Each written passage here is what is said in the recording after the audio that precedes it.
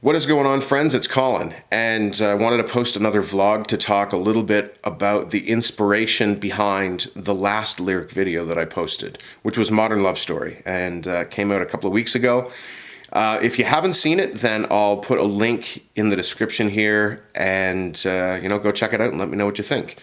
And since I last posted, there's been a bunch of new followers here on the Facebook page, so if you're watching this video on Facebook, and you're seeing one of these vlogs for the first time, then welcome. I hope you enjoy your stay.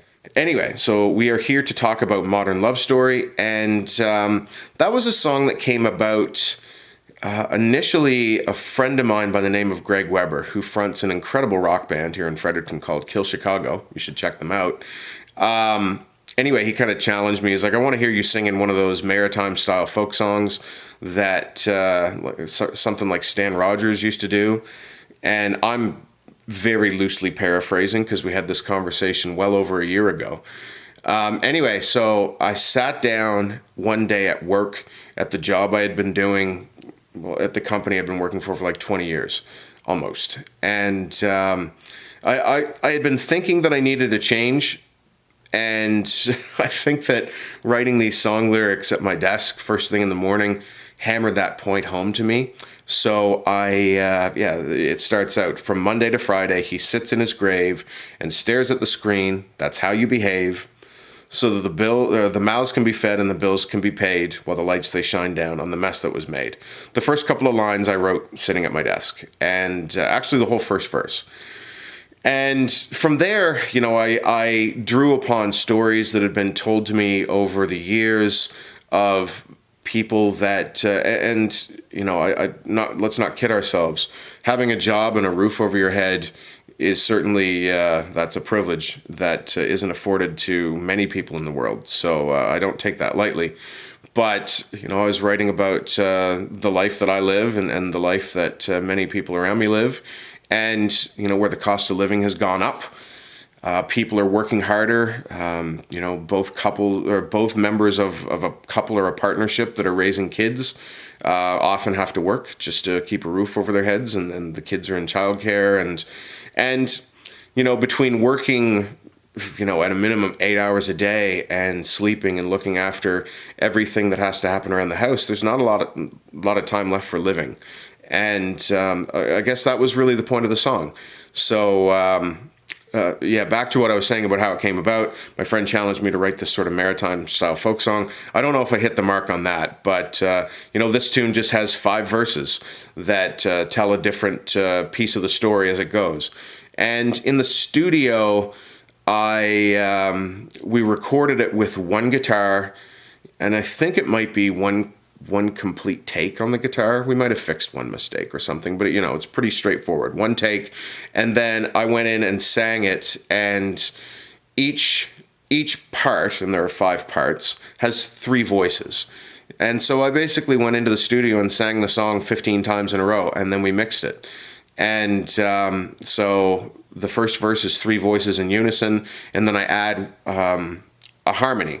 So there's now 2 parts with 3 voices each, etc., etc. And by the end of the song, in the 5th verse, it's 15 of my voice in 5-part harmony, and it came together really cool. So it's and I'm really happy with it. So nothing really bad happens in the song, but it is sad when you think about the routine that so many of us have gotten into, and there are far sadder fates that could fall upon us in the world. But I was writing from just a realistic and authentic perspective of where I was at the time, and telling in bits and pieces the stories of others in order to protect the innocent. So thank you guys so much for the warm response to that video. For those that you watched it, tons of you shared it, and that means the world to me. I am trying to, this is what I do full time, for those of you that are new to the page. And so I made the transition from a regular day job to a full-time musician last year.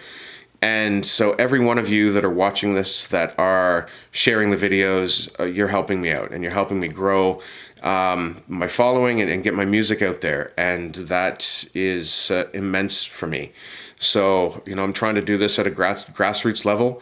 I funded my album with a line of credit, and I'm doing everything myself when it comes to marketing promotion.